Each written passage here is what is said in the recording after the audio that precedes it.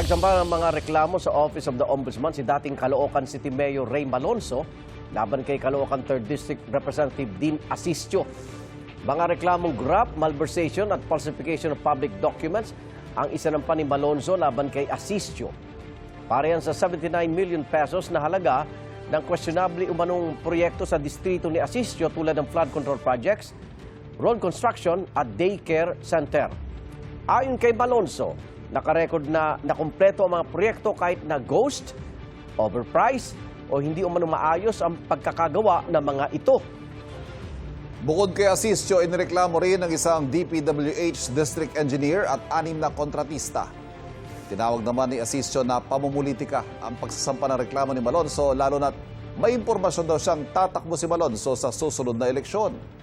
Git ng kongresista, walang ghost project sa kanyang distrito. Sasagutin daw niya ang reklamo ng maayos at naayon sa batas kapag nakatanggap na siya ng kopya nito. Sinisikap ng kunan ng pahayag ay iba pang inireklamo ni Malonzo.